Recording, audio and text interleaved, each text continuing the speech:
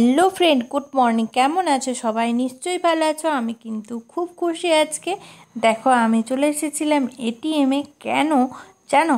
আমার কিন্তু ফেসবুকের যে পেমেন্টটা, সেটা 2 মাসের যে পেমেন্ট জমা ছিল, সেটাকে কিন্তু আমি এই প্রথম তুলতে পারলাম।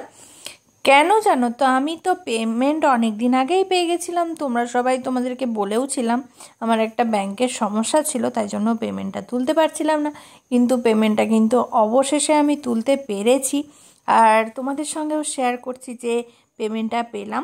এই দেখো, পেমেন্টটা কিন্তু মানে তুলতে গেছিলাম, তুলেছিলাম কিছু টাকা। পুরো টাকাটা তুলিনি, ব্যাংকেই জমা, মানে থাক, পড়ে থাক। শুধু একটা জিনিসের জন্য তুলতে গেলাম।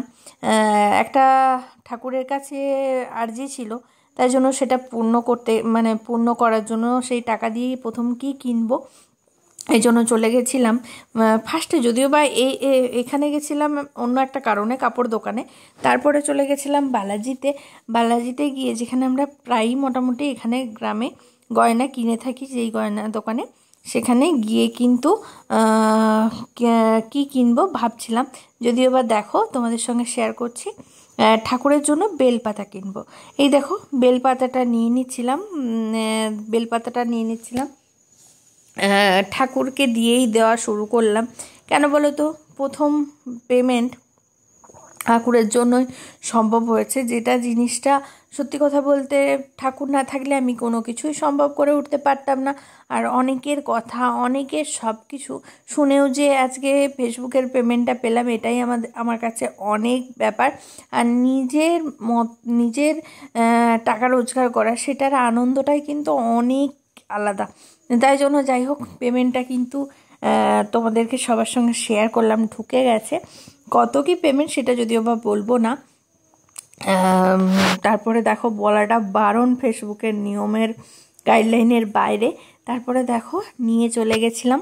আর আজকে সত্যিই আমার 2025 সালের প্রথমটা অনেক কিছু বাধা বিপত্তির মধ্যে কাটছিল, সেগুলো কিন্তু মোটামুটি আমি সলিউশন করতে পেরেছি। ভগবান সেটা সাহায্য করেছে।